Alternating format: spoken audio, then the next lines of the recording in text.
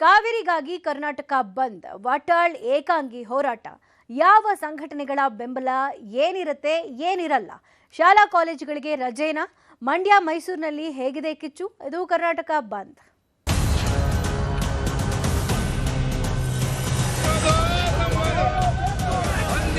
ನಮ್ಮ ರೈತರನ್ನು ಕಾಪಾಡಬೇಕು, ಕೋರ್ಟ್ ಆದೇಶ ಕೂಡ ಪಾಲನೆ ಮಾಡಬೇಕು. ಬೆಳಗ್ಗೆ 6 ರಿಂದ ಸಂಜೆ 6ರವರೆಗೆ ಬಂದ್.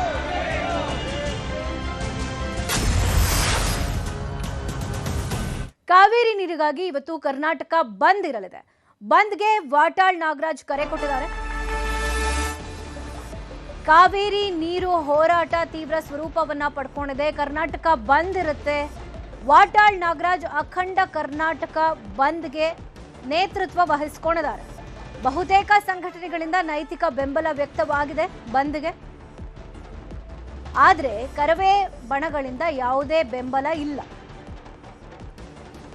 ಬಂದ್ಗೆ ಕರವೇ ಬಣಗಳು ಬೆಂಬಲವನ್ನ ಕೊಡ್ತಾ ಇಲ್ಲ. ಶಾಲಾ ಕಾಲೇಜುಗಳಿಗೂ ಕೂಡ ಯಾವುದೇ ರೀತಿ ರಜೆ ಇರೋದಿಲ್ಲ.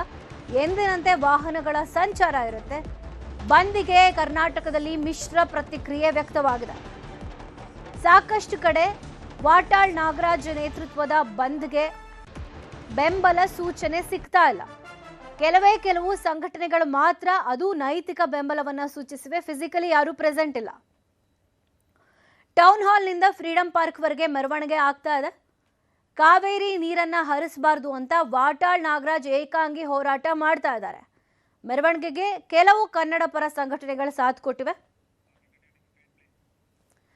ಇನ್ನು ಮೆಜೆಸ್ಟಿಕ್ ನಲ್ಲಿ ಎಂದಿನಂತೆ ಬಸ್ ಸಂಚಾರ ಇದೆ. ಸಾರಿಗೆ ಒಕ್ಕೂಟಗಳು ಯಾವುದೇ ರೀತಿ ಬೆಂಬಲವನ್ನ ಕೊಟ್ಟಿಲ್ಲ. ಬಿಎಂಟಿಸಿ, ಕೆಎಸ್ಆರ್ಟಿಸಿ ಬಸ್ಗಳು ಸಂಚರಿಸ್ತಾ ಇವೆ ಎಂದಿನಂತೆ. ಮೆಜೆಸ್ಟಿಕ್ ಸುತ್ತಮುತ್ತ ಬಿಗಿ ಬಂದೋಬಸ್ತ್ ಏರ್ಪಡಿಸಲಾಗಿದೆ. ಯಾವುದೇ ಕಾರಣಕ್ಕೂ ಏನು ಅಹಿತಕರ ಘಟನೆಗಳು ಜರುಗಬಾರದು ಅನ್ನೋ ಕಾರಣಕ್ಕೆ ಪೊಲೀಸ್ ಬಂದೋಬಸ್ತನ್ನು ಏರ್ಪಡಿಸಿಕೊಳ್ಳಲಾಗಿದೆ. ಹೋಟೆಲ್ ಸೇರಿದಂಗೆ ಎಲ್ಲ ಅಂಗಡಿಗಳು ಓಪನ್ ಇವೆ. ಕೆಆರ್ ಮಾರ್ಕೆಟ್, ಟೌನ್ ಹಾಲ್ನಲ್ಲಿ ಬಂದೋಬಸ್ತ್ ಏರ್ಪಡಿಸಲಾಗಿದೆ. ಬೆಂಗಳೂರಿನಲ್ಲಿ ಎಂದಿನಂತೆ ಸಹಜ ಸ್ಥಿತಿಯಲ್ಲೇ ಜನಜೀವನ ಇದೆ.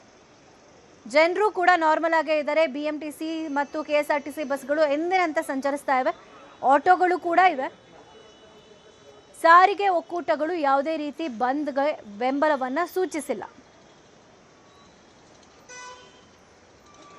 ಕೆಲವು ಕನ್ನಡ ಪರ ಸಂಘಟನೆಗಳು ಮಾತ್ರ ನೈತಿಕವಾಗಿ ಬೆಂಬಲವನ್ನ ಸೂಚಿಸ್ತಾ ಇರೋದು ಬಂದ್ಗೆ. ಹೀಗಾಗಿ ಕರ್ನಾಟಕ ಬಂದ್ ಏನು ಆಂಟಿಸಿಪೇಷನ್ ಇತ್ತು ಅದಕ್ಕೆ ನೀರಸ ಪ್ರತಿಕ್ರಿಯೆ ವ್ಯಕ್ತವಾಗಿದೆ.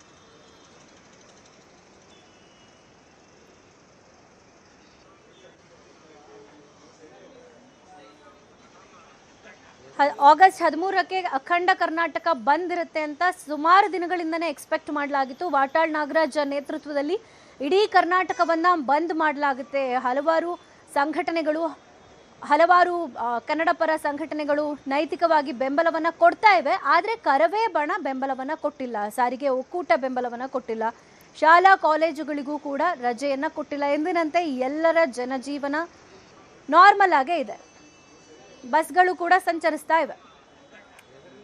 ಬಗ್ಗೆ ಮತ್ತಷ್ಟು ಮಾಹಿತಿ ಕೊಡ್ತಾರೆ. ನೇರ ಸಂಪರ್ಕದಲ್ಲಿ ಜಾಯ್ನ್ ಆಗ್ತಿರುವಂತಹ ನಮ್ಮ ರಿಪೋರ್ಟರ್ ಮಾದೇಶ್, ಆಗಸ್ಟ್ 13ಕ್ಕೆ ಬಂದ್ ಆಗುತ್ತೆ ಅಖಂಡ ಕರ್ನಾಟಕ ಅಂತ ತೀವ್ರವಾಗಿ ಎಕ್ಸ್ಪೆಕ್ಟ್ ಮಾಡಲಾಗಿತ್ತು. ಆದರೆ ಹಲವಾರು ಕನ್ನಡ ಪರ ಸಂಘಟನೆಗಳ ಬೆಂಬಲ ಕೊಟ್ಟಿರೋದು ಬಿಟ್ರೆ ಸಾಕಷ್ಟು ಜನ ಬೆಂಬಲವನ್ನ ಸೂಚಿಸಿಲ್ಲ. ಕರವೇ ಬೆಂಬಲ ಸೂಚಿಸಿಲ್ಲ. ಸಾರಿಗೆ ಒಕ್ಕೂಟ ಬೆಂಬಲವನ್ನ ಸೂಚಿಸಿಲ್ಲ. ಆಟೋ ಕೂಡ ಎಂದಿನಂತೆ ಇದೆ. ಹೇಗಿದೆ ಅಲ್ಲಿನ ಪರಿಸ್ಥಿತಿ? ಮೆಜೆಸ್ಟಿಕ್ ಆಗಿರಬಹುದು, ಟೌನ್ ಹಾಲ್ ಆಗಿರಬಹುದು, ಹೇಗಿದೆ ಅಲ್ಲಿನ ರಿಯಾಕ್ಷನ್? ವೀಣಾ, ಇವತ್ತು ಕರ್ನಾಟಕ ಬಂದ್ ಅಂತೇಳಿ ನಿನ್ನೆಯಿಂದಲೂ ಕೂಡ ಘೋಷಣೆ ಮಾಡುವಂತ ಕೆಲಸವನ್ನು ಮಾಡಲಾಗಿತ್ತು. ವಾಟಾಳ್ ನಾಗರಾಜ್ ಅವರು ಇವತ್ತು ಟೆನಿಕಾಸ್ಟ್ ಬಂದ್ ಮಾಡೇ ಮಾಡ್ತೀವಿ ಅಂತೇಳಿ ಘೋಷಣೆ ಮಾಡಿದ್ರು. ಇವತ್ತು ಕೂಡ ಬಂದ್ಗೆ ಒಂದಷ್ಟು ಕಡೆ ಹೋಗಿ ಪ್ರತಿಭಟನೆ ಮಾಡುವಂತ ಕೆಲಸಗಳು ಕೂಡ ಆಗ್ತಿದಾವೆ. ಆದರೆ ಸಾಕಷ್ಟು ಸಂಘಟನೆಗಳು ಈ ಒಂದು ಬಂದ್ಗೆ ಇವತ್ತು ಬೆಂಬಲ ಸೂಚಿಸಿಲ್ಲ. ಅಂದ್ರೆ ನೈತಿಕ ಬೆಂಬಲ ಏನನ್ನು ಸೂಚಿಸಿದ್ದಾವೆ. ಒಂದಷ್ಟು ಸಂಘಟನೆಗಳನ್ನು ಇತ್ತೀಚೆಗೆ ಆಗಿರುವಂತ ಒಂದಷ್ಟು ಅಂದ್ರೆ ಯುದ್ಧದ ಪರಿಣಾಮದಿಂದಾಗಿ ಬಿಸಿನೆಸ್ ಲಾಸ್ ಆಗಿರೋದ್ರಿಂದ ಸಾಕಷ್ಟು ಸಂಘಟನೆಗಳು ಈ ಒಂದು ಬಂದ್ಗೆ ನಾವು ಬೆಂಬಲ ಸೂಚಿಸೋದಿಲ್ಲ ಅಂತ ಹೇಳಿದ್ವು.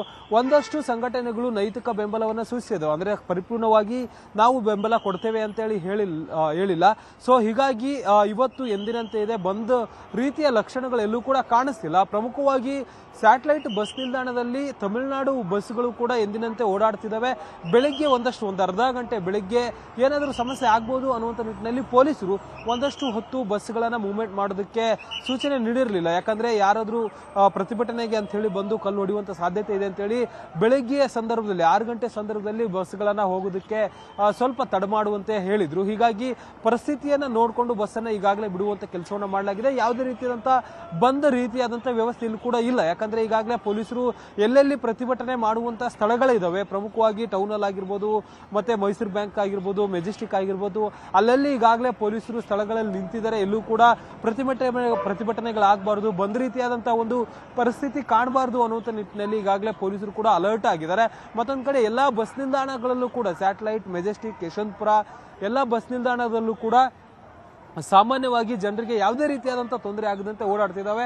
ಅದರಲ್ಲೂ ಕೂಡ ಪ್ರಮುಖವಾಗಿ ಸ್ಯಾಟಲೈಟ್ ಬಸ್ ನಿಲ್ದಾಣದಲ್ಲಿ ತಮಿಳುನಾಡು ಬಸ್ಗೆ ಒಂದಷ್ಟು ಸಮಸ್ಯೆ ಆಗ್ಬೋದು ಅನ್ನುವಂಥ ರೀತಿಯಲ್ಲಿ ಎಕ್ಸ್ಪೆಕ್ಟೇಷನ್ ಇತ್ತು. ಆದರೆ ಪೊಲೀಸರು ಈಗಾಗಲೇ ಯಾವುದೇ ರೀತಿಯಾದಂಥ ಅಹಿತಕರ ಘಟನೆಗಳಾಗದಂತೆ ನೋಡ್ಕೊಂಡಿದ್ದಾರೆ. ಇಲ್ಲಿ ಕೂಡ ಎಂದಿನಂತೆ ಬಸ್ಗಳು ಸಾಮಾನ್ಯವಾಗಿ ಮೂವ್ಮೆಂಟ್ ಆಗ್ತಿದ್ದಾವೆ. KSRTC ಬಸ್ ಆಗಿರ್ಬೋದು, ಮತ್ತೆ ತಮಿಳುನಾಡಿನ ಬಸ್ಗಳಾಗಿರ್ಬೋದು ತಮ್ಮ ಊರುಗಳಿಗೆ ಸಾಮಾನ್ಯವಾಗಿ ಓಡಾಟ ಮಾಡ್ತಿದ್ದಾವೆ. ಇಲ್ಲಿವರೆಗೂ ಕೂಡ ಅಂದ್ರೆ ಕಳೆದ 2-3 ತಾಸುಗಳಿಂದಲೂ ಕೂಡ ಗಮನಿಸಿದಂತೆ ಬಂದ್ ಎಫೆಕ್ಟ್ ಬೆಂಗಳೂರಿಗೆ ತಟ್ಟಿಲ್ಲ ಅನ್ನುವಂಥ ರೀತಿಯಲ್ಲಿ ಸದ್ಯ ಪರಿಸ್ಥಿತಿ ಇದೆ. ಜನರು ಎಂದಿನಂತೆ ತಮ್ಮ ಓಡಾಟವನ್ನ ಮಾಡ್ತಿದ್ದಾರೆ. ವೀಣಾ, ಥ್ಯಾಂಕ್ ಯು ಮಾದೇಶ್ ಮಾಹಿತಿಗೆ. ಮೈಸೂರಿನಲ್ಲಿ ಕರ್ನಾಟಕ ಬಂದ್ಗೆ ನೀರಸ ಪ್ರತಿಕ್ರಿಯೆ ವ್ಯಕ್ತವಾಗಿದೆ. ಬೆಂಗಳೂರಿನಲ್ಲಿ ಹೇಗೋ ಮೈಸೂರಿನಲ್ಲೂ ಹಾಗೆ ಎಂದಿನಂತೆ ವಾಹನಗಳ ಸಂಚಾರ ಇದೆ. ಬಸ್ ನಿಲ್ದಾಣದ ಸುತ್ತ ಬಿಗಿ ಪೊಲೀಸ್ ಬಂದೋಬಸ್ತ್ ಏರ್ಪಡಿಸಲಾಗಿದೆ. ಮೈಸೂರಿನಲ್ಲೂ ಕನ್ನಡ ಪರ ಹೋರಾಟಗಾರರು ಪ್ರತಿಭಟನೆ ಮಾಡ್ತಿದ್ದಾರೆ. ಕಾವೇರಿ ನೀರು ಬಿಡಬೇಡಿ ಅಂತ ಘೋಷಣೆಗಳನ್ನು ಕೂಗಲಾಗ್ತಾ ಇದೆ. ಸಬರ್ಬನ್ ಬಸ್ ಸ್ಟ್ಯಾಂಡ್ ಬಳಿ ಪ್ರತಿಭಟನೆ ಮಾಡಲಾಗ್ತಾ ಇದೆ. ಹೋರಾಟಗಾರರು ಬಸ್ಸನ್ನ ತಡೆಯೋಕೆ ಮುಂದಾದ್ರೂ ತಕ್ಷಣ ಪ್ರತಿಭಟನಾಕಾರರನ್ನ ಪೊಲೀಸರು ವಶಕ್ಕೆ ಪಡ್ಕೊಂಡಿದ್ದಾರೆ. ಮೈಸೂರಿನಲ್ಲೂ ಕನ್ನಡ ಪರ ಹೋರಾಟಗಾರರು ಪ್ರತಿಭಟನೆ ಮಾಡ್ತಾ ಇದ್ದಾರೆ. ಆದರೆ ಬಂದ್ಗೆ ಯಾವುದೇ ರೀತಿ ಬೆಂಬಲ ವ್ಯಕ್ತವಾಗ್ತಾ ಇಲ್ಲ. ಮೈಸೂರಿನಲ್ಲೂ ಬಂದ್ಗೆ ನೀರಸ ಪ್ರತಿಕ್ರಿಯೆ ಇದೆ. ರಾಜ್ಯಾದ್ಯಂತ ವಾಟಾಳ್ ನಾಗರಾಜ್ ಅವರು ಕರ್ನಾಟಕ ಬಂದ್ಗೆ ಕರೆಯನ್ನ ಕೊಟ್ಟಿದ್ದಾರೆ. ಕರೆಯನ್ನು ಬೆಂಬಲಿಸಿ ನಾವು ಇಂದು ಪ್ರತಿಭಟನೆಯ ಹೋರಾಟವನ್ನು ಮಾಡ್ತಾ ಇದ್ದೇವೆ. ಏನು ವಾಟಾಳ್ ನಾಗರಾಜ್ ಅವರು ಹೇಳಿರೋದನ್ನ ಎಲ್ಲ ಕನ್ನಡ ಪರ ಸಂಘಟನೆಗಳು ಎಲ್ಲರೂ ಅರ್ಥ ಮಾಡ್ಕೋಬೇಕು. ಅವರು ಬರೀ ಕಾವೇರಿ ನೀರಿಗಾಗಿ ಒಂದು ವಿಚಾರವಾಗಿ ಹೋರಾಟ ಮಾಡ್ತಿಲ್ಲ. ಸಮಗ್ರ ಕರ್ನಾಟಕದ ಅಭಿವೃದ್ಧಿಗಾಗಿ, ಉತ್ತರ ಕರ್ನಾಟಕದ ಅಭಿವೃದ್ಧಿಗಾಗಿ ಹಾಗೂ ಬೆಳಗಾವಿಯನ್ನು ಮೈಸೂರಿನ ಅವಿಭಾಜ್ಯ ಅಂಗ ಅಂತ ಸೇರಿಸಬೇಕು. ಜೊತೆಗೆ ಮೇಕೆದಾಟು ಯೋಜನೆ, ಮಹದಾಯಿ ಯೋಜನೆ, ಕಳಸಾ ಬಂಡೂರು ಯೋಜನೆ, ಕನ್ನಡಿಗರಿಗೆ ಉದ್ಯೋಗಗಳು ಸಿಗಬೇಕು ಹಾಗೂ ಕನ್ನಡ ಶಾಲೆಗಳನ್ನ ಮುಚ್ಚಬಾರ್ದು. ಇಷ್ಟೆಲ್ಲ ಅಜೆಂಡಾಗಳನ್ನ ಇಟ್ಕೊಂಡಿದ್ದು ನಾವು ಹೋರಾಟ ಬಂದನ್ನು ಮಾಡ್ತಾ ಇದ್ದೀವಿ.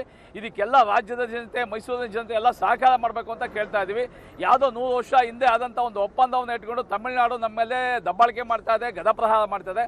ಅದನ್ನು ನಮ್ಮ ಮುಖ್ಯಮಂತ್ರಿಗಳು ಮನವರಿಕೆ ಮಾಡಿ ಬ್ರಿಟಿಷ್ ಕಾಲದಲ್ಲಿ ಆದಂಥ ಒಪ್ಪಂದವನ್ನು ಅವರು ಹೋಗಿ ನಮ್ಮದು ಪ್ರಜಾಪ್ರಭುತ್ವ ಬಂದ ಮೇಲೆ ಅದನ್ನು ವಜಾ ಮಾಡಬೇಕು. ರಾಜ್ಯಾದ್ಯಂತ ಆನಂದ್ ಫೋನ್ನಲ್ಲಿದ್ದಾರೆ. ಆನಂದ್, ಈಗ ಆಗಸ್ಟ್ 13ಕ್ಕೆ ಬಂದ್ ಆಗುತ್ತೆ ಅಂತ ಏನು ಆಂಟಿಸಿಪೇಟ್ ಮಾಡಲಾಗಿತ್ತು, ತೀರಾ ಎಕ್ಸ್ಪೆಕ್ಟ್ ಮಾಡಲಾಗಿತ್ತು ಅಖಂಡ ಕರ್ನಾಟಕ ಬಂದ್ ಆಗುತ್ತೆ ಅಂತ. ಆದರೆ ಯಾವುದೇ ರೀತಿ ಬೆಂಬಲ ಇಲ್ಲ. ಕರ್ನಾಟಕ ಬಂದ್ಗೆ ಹಲವಾರು ಸಂಘಟನೆಗಳು ಬೆಂಬಲ ಸೂಚಿಸಿಲ್ಲ. ಹೇಗಿದೆ ಮೈಸೂರಿನಲ್ಲಿ ಪರಿಸ್ಥಿತಿ? ಬಂದ್ಗೆ ಯಾವ ರೀತಿ ರಿಯಾಕ್ಷನ್ ಇದೆ ಜನರಿಂದ?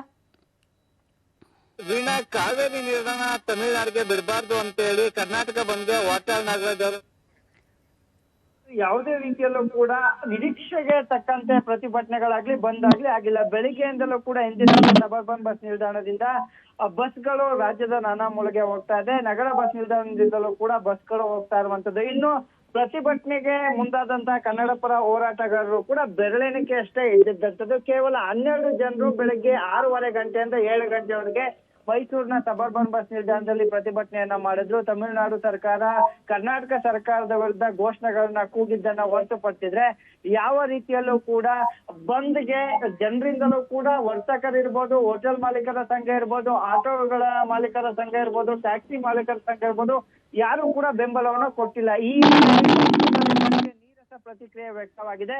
ಎಂದಿನಂತೆ ಜನಜೀವನ ನಡೀತಾ ಇರುವಂತದ್ದು. ವೀಣಾ, ಥ್ಯಾಂಕ್ ಯು ಆನಂದ್ ಮಾಹಿತಿಗೆ.